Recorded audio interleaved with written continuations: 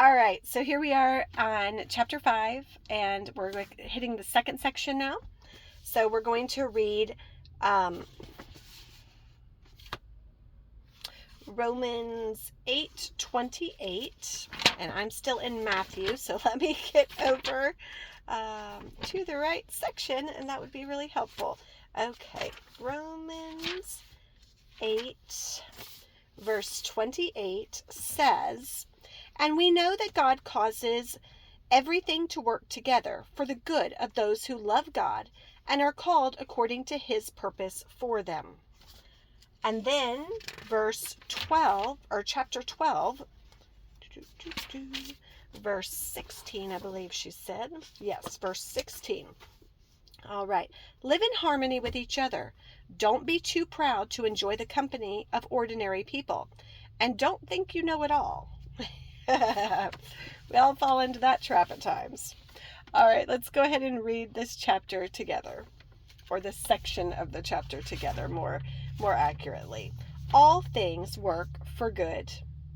We are assured and know that God, being a partner in their labor, all things work together and are fitting into a plan for good to and for those who love God and are called according to his design and purpose."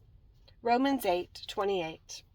This scripture does not say that all things are good, but it does say that all things work together for good. Let's say you're planning to go shopping. You get in the car and it won't start. There are two ways you can look at this situation. You could say, "I knew it. It never fails. Every time I want to do something, it gets all messed up. I figured this shopping trip would end up a flop. My plans always do."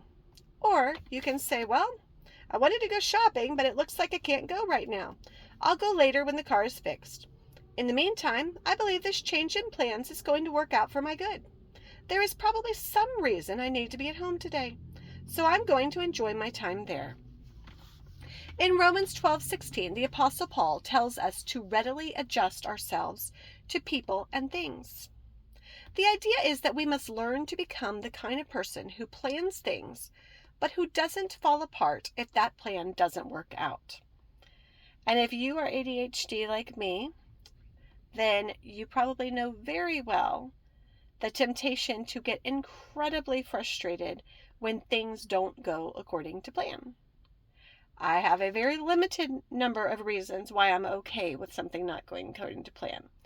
But it is only God's grace in me and him working in me over the years that has produced the ability to become more able to accept when something does not go according to plan. And the sad thing is, frequently things don't go according to plan. So I have to practice that part that he is working in me so often. But recently had an excellent opportunity to practice this principle. Dave and I were in Lake Worth, Florida. We had been ministering there for 3 days, and we were packing and getting ready to go to the airport to go home.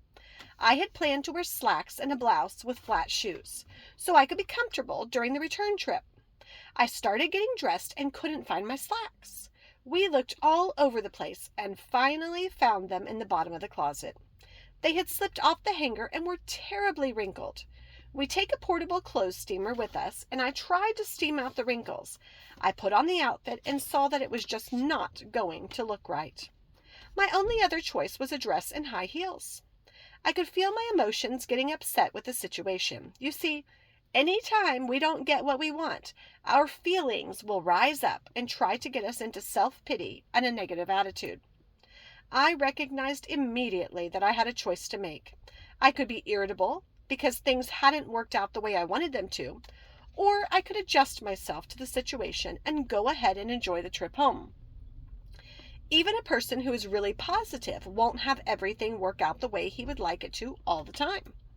But the positive person can go ahead and decide to enjoy himself no matter what happens. The negative person never seems to enjoy anything. A negative person is no fun to be with.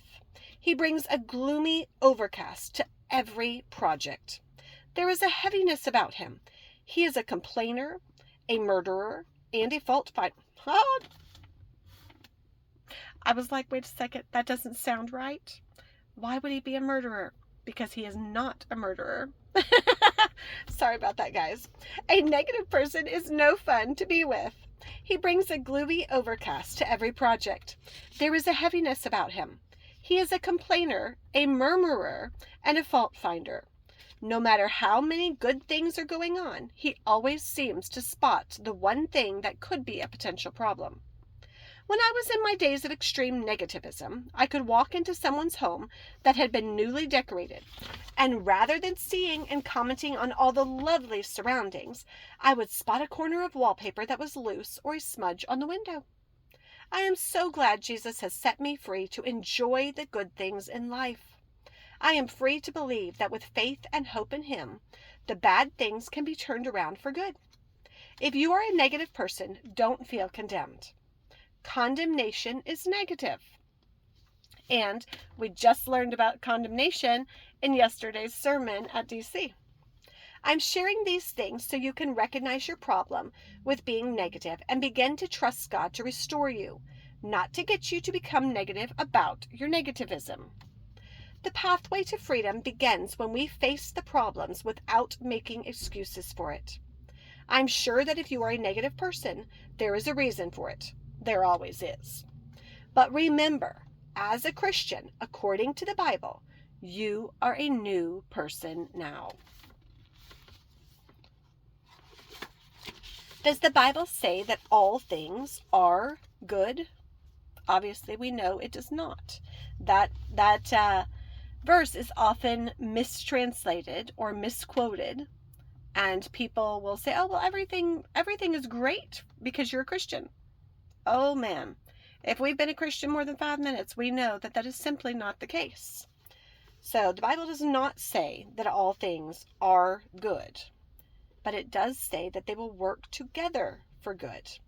How are we to react when our plans don't work out?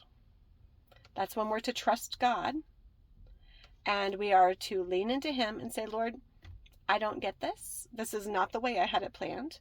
But I know that your ways are perfect, and I trust you that you have my best interests in mind, and that you see the entire tapestry, while I only see the little tiny knotted threads on the back of it